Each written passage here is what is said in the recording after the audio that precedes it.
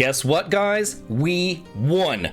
It looks like the game key cards on the Switch 2 are soon going to be a thing of the past. Nintendo is a business, and they want to maximize their sales, and companies make changes based upon their feedback. And it looks like the feedback that we sent them was loud and clear. So these game key cards, I don't think that they're going to be around for very long. Woohoo! And I want to tell you all about that today, and I definitely do think that's what the sub, as you come and you join our party and you level on up with me. Thank you so much for the sub and the like. It helps me out a ton. I have been spearheading this charge to get rid of these game key cards. And one thing that I've got to say is I am sick to death of all the naysayers coming on in saying you're just an old head, digital's inevitable, get with the times, quit whining, blah blah blah blah blah blah blah blah blah. Well, guess what? I have been doing this for a long time. This isn't my first time at the rodeo. I remember when the PlayStation 3 came out and people were saying, oh, this is going to be all digital. Digital's inevitable. That was like 15 freaking years ago. But again, Nintendo does have a history of listening to its fans, and I have been a part of that history with Operation Rainfall. Yeah, I was a part of Operation Rainfall. Got the proof right here in front of you. These are the Rainfall games, and I got this by taking part in the entire thing. And this was a pretty major undertaking to do. It led to the localization of Xenoblade, Pandora's Tower, The Last Story, even the Tales of series. Yeah, this thing went on for quite a long time. And I did bring up some history, because before we get into the Nintendo Switch 2 keycard situation, I do want to teach some of you some history of what has happened, because I feel like a lot of y'all don't know your gaming history, and you need a little lesson right here. So I've dredged up some stuff from 13 years ago, from whenever I was part of Operation Rainfall. Here we have a quote from -273. As part of a fan revolt against Nintendo of America, many fans have banded together under Operation Rainfall to pre-order Xenoblade, which is Monado, in the US on Amazon, moving it up 62,800% to #1 overall in the video games section of Amazon. At a certain point, hopefully Nintendo of America will release this game in the US, especially considering that it's already been translated to English in Europe's release in September. So yeah, I was a part of this. I did this myself. I wrote letters. Like, it was unbelievable. Not only did Nintendo, eventually release it, because I have it right here, and we know that it came out and it's wildly successful, but here is another article written in 2013 over on Kokotu. It says, Nintendo fans fight to get the 3DS and the Wii U region free. Guess what? They are region free because Nintendo fans stood up and they said, no, we don't want this, and Nintendo has a history of listening to its fans. Here's an article from 2011. This is on Silicon Era. Fan requests influenced Namco Bandai's decision to localize Tales of Grace's F. When Namco Bandai confirmed Tales of Grace's F for North America during the recent press event, the VP of marketing mentioned that there were over 50,000 requests asking for Tales. The announcement was teased as a puzzle, which they estimated would take over 40 hours for one person to solve. However, it was cracked by Tales fans in 9.5 hours.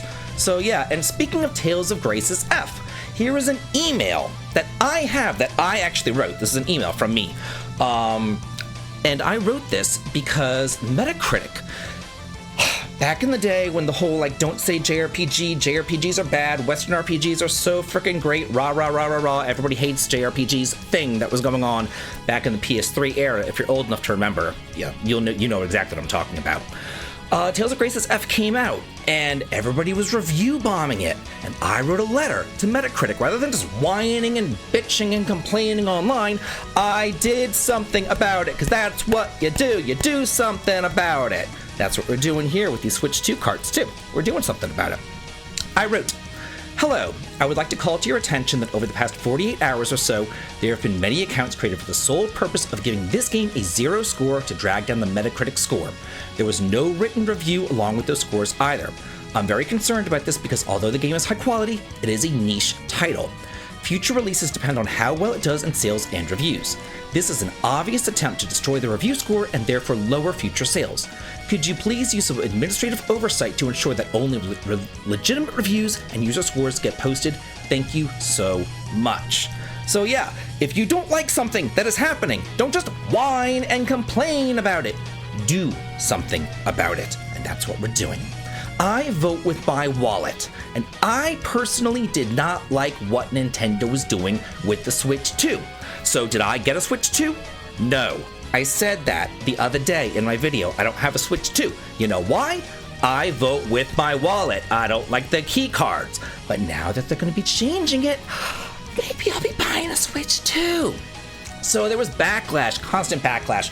Poor third-party sales, a survey that went out in Japan, a survey that went out here that I shared on a community post the other day, and they took that survey down in less than 24 hours because they got so much feedback. And just 1 hour ago, 1 hour of recording, the maker of the Switch 2 carts, the producer of the people who make these Switch 2 carts, Micronix, has reported in their quarterly earnings that they will start using MLC NAND and 3D NAND carts, whatever those things are, to meet varying capacity requirements.